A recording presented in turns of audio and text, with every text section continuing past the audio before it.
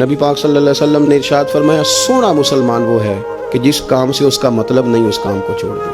اور نبی کریم صلی اللہ علیہ وسلم نے فرمایا قیامت کے دن زیادہ گناہ ان لوگوں کے ہوں گے جو زیادہ فضول باتیں کرتے تھے، ان کے گناہ زیادہ ہوں گے۔ فضولیات سے بچیں، اپنے اوقات کار زندگی میں مرتب کریں۔ ہم پتہ کیا کہتے ہیں، 1 منٹ میں آیا، تو 1 منٹ ٹھہر، میں یہ محاورہ ہے ہمارا، 1 منٹ دے ذرا مجھے۔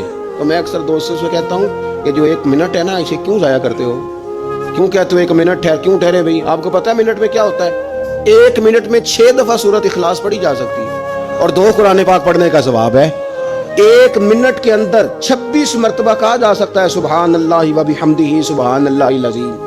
اور یہ وہ کلمات ہیں کہ نبی پاک علیہ السلام نے فرمایا زبان سے کہنے آسان ہے، میزان عمل پر ان کا بڑا وزن ہے، اور یہ تمہارے رب کے بڑے پیارے جملے ہیں، اللہ کو بڑے محبوب ہیں یہ کلمات۔